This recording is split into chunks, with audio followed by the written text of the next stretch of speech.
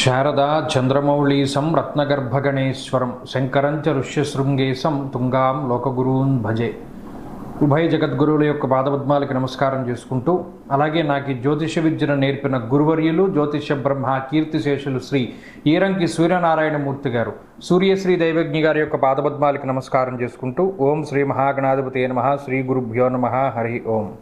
వీక్షకులందరికీ నమస్కారం.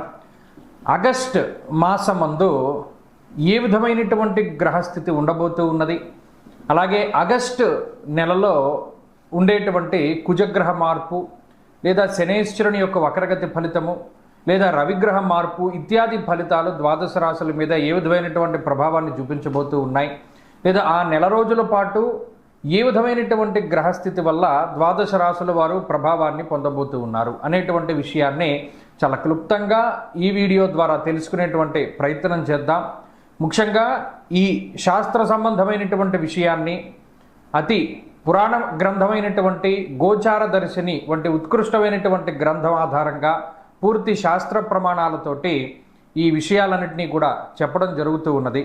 ముఖ్యంగా ఈ ఆగస్టు మాసంలో ఉండేటువంటి గ్రహస్థితిని గనక గమనిస్తే, ఆగస్టు 2వ తారీఖున ఉత్తరా నక్షత్రం 2వ పాదంలోకి శుక్రుని యొక్క సంచారము జరుగుతూ ఉన్నది. అనగా శుక్రుడు తన యొక్క నీచక్షేత్రమైనటువంటి కన్యలోకి ప్రవేశం చేస్తారు ఆగస్టు 2వ తారీఖు నుండి. తదుపరి మాసం అంతా కూడా ఆయన అక్కడే సంచారం చేస్తారు. అలాగే 3వ తారీఖున మృగశిర నక్షత్రం 3వ పాదంలోకి కుజుని యొక్క సంచారం జరుగుతుంది.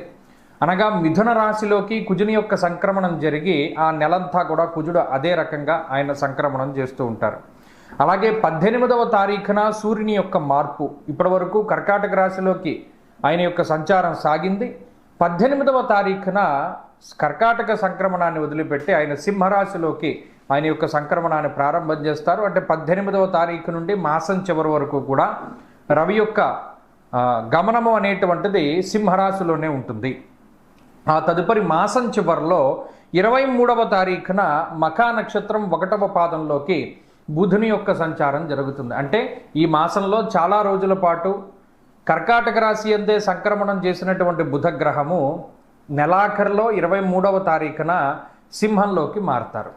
అయితే ఈ మాసంలో గురుడి యొక్క స్థితిగతులన్నీ కూడా కర్కాటక రాశిలోనే ఆయన యొక్క సంక్రమణం సాగుతూ ఉన్నది కాబట్టి ఫలితాలన్నీ కూడా అక్కడి నుండి తీసుకుంటాం. అలాగే శనేశ్వరుని యొక్క స్థితి వక్రగతిలో ఉన్నది. ఆయన మీనరాశి యందు వక్రించి సంచారం చేస్తూ ఉన్నారు. ఆ ఫలితాలను దృష్టిలో పెట్టుకోవాలి. కుంభరాశి యందు రాహు ఉన్నారు. అలాగే సింహమందు కేతుగ్రహం ఉన్నటువంటి పరిస్థితుల్లో ద్వాదశ రాశులపైన ఈ గ్రహస్థితి ఆగస్టు మాసమందు ఏ విధంగా ప్రభావాన్ని చూపించబోతూ ఉన్నది.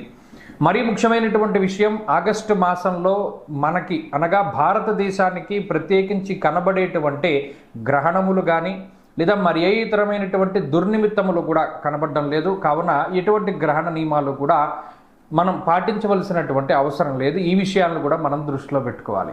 ఇక ఫలితాల విషయాన్ని మనం చూద్దాం. మిథున రాశి వారికి ఈ మాసంలో సానుకూలమైనటువంటి ఫలితాలే గోచరిస్తూ ఉన్నాయి. కారణం 12వ భావంలో ఉండేటువంటి కుజుడు జన్మరాశిలోకి వచ్చారు. ఇక్కడ కుజుడు మార్పు వల్ల ఈ రాశి వారికి వచ్చిన ఉపయోగం ఏమీ లేదు. కానీ ఇక్కడ 2వ స్థానంలో ఉండేటువంటి గురుడు యోగిస్తూ ఉండగా కుజుడి యొక్క స్థితిగతులు జన్మరాశిలో ఉండగా రవి యొక్క మార్పు తృతీయ స్థానంలోకి జరగడం ఒక మంచి విషయము. దశమంలో ఉండేటువంటి శనేశ్వరుడు వక్రగతిని సంచరిస్తూ ఉండడం ద్వారా అటు వృత్తికి సంబంధించినటువంటి వ్యవహారాలు లేదు, అది సప్తమాత్ చతుర్థ స్థానము అంటే మీ భార్య గారి యొక్క తల్లి గారికి సంబంధించినటువంటి విషయాలు ప్రభావితం అవుతూ ఉండడాన్ని కూడా గమనించవచ్చు. ఇది చాలా ముఖ్యంగా గమనించాలి.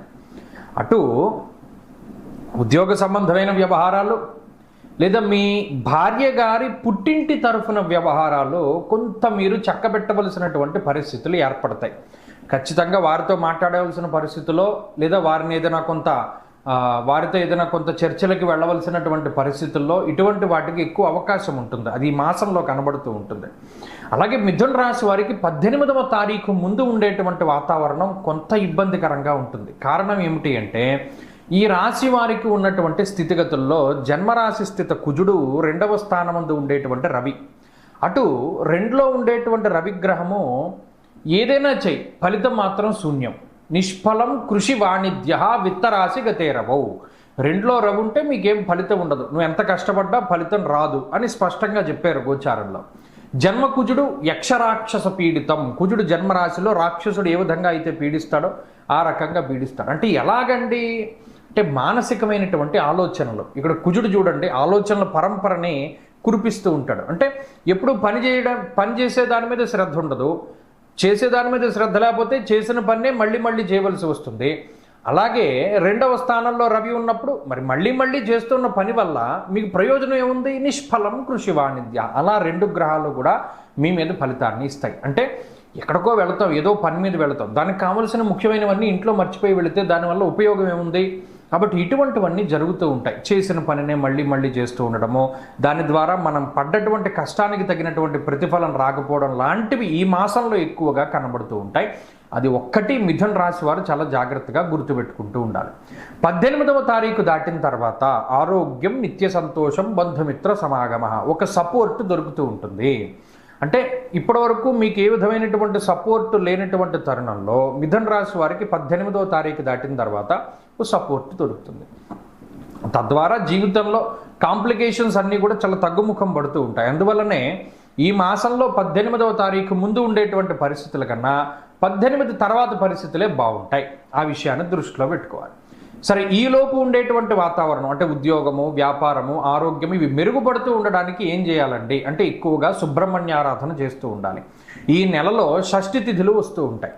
ఆ షష్ఠి తిథి వచ్చినప్పుడు చక్కగా ఉపవాసం చేయడం కానీ, సర్పసూక్తంతో అభిషేకం చేసుకుంటూ ఉండడం కానీ, లేదా సుబ్రహ్మణ్య క్షేత్రాన్ని సందర్శిస్తూ ఉండడం కానీ చేస్తూ ఉండడం ద్వారా కూడా గ్రహస్థితి మెరుగుపడుతుంది. ప్రతిరోజు సుబ్రహ్మణ్య కరావలంబ స్తోత్రాన్ని కానీ, సుబ్రహ్మణ్య భుజంగ ప్రయాత స్తోత్రాన్ని కానీ వింటూ ఉండడం ద్వారా కూడా చాలా మంచి ఫలితాలని పొందగలుగుతారు.